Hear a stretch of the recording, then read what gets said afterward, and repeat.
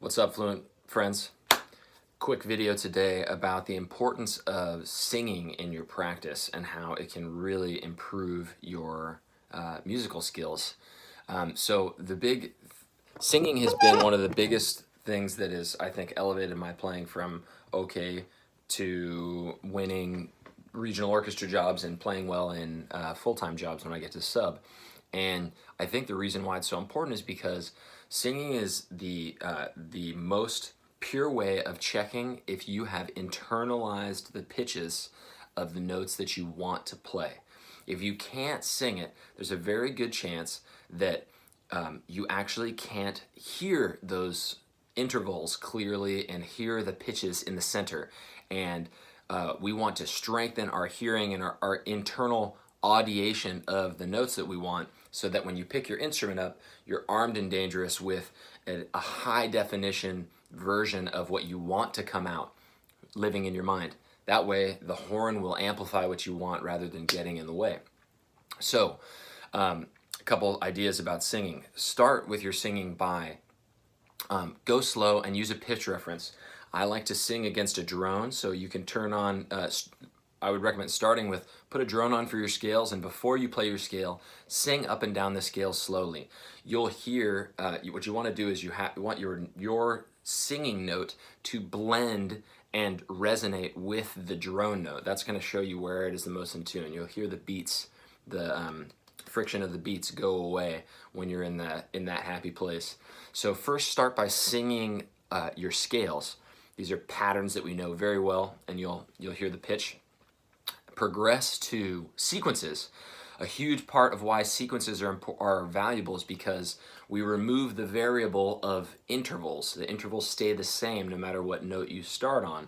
And so by playing it in many keys and singing it in a couple keys, our voice and our mind can really lock on and triangulate, lock on to the interval the interval sequence that builds up the melody that we're playing.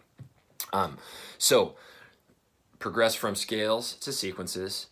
Also, when you are I use it as a tool all the time to work on my excerpts. Again, by singing it, I can check to hear if I've truly internalized the pitches, but also the style and the articulations and the dynamics.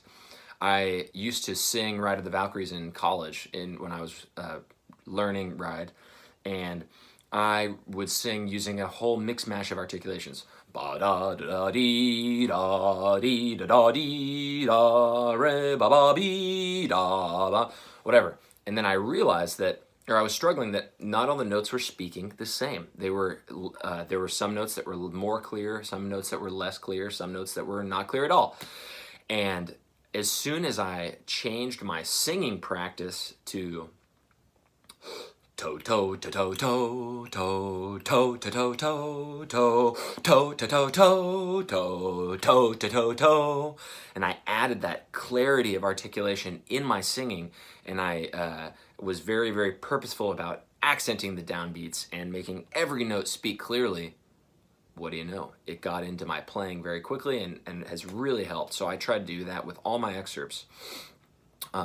So singing is so important because it is the great internalizer. It shows you what you have already internalized. It helps you internalize what you want, and it will really clarify your mental picture so that when you go to practice or when you go to perform, you already have the blueprint of exactly what you're looking for in your mind, ready to go. And without that, we are just hoping for something lucky to happen. And nobody is that lucky, not even if you're Irish. Nobody's that lucky. So before you begin, my previous videos, know, hear, play. Know and hear is going to really get locked in by your singing. So I want to urge you today to sing as much as you can in your practice, and it'll really take you to the next level. Peace, Fluent friends.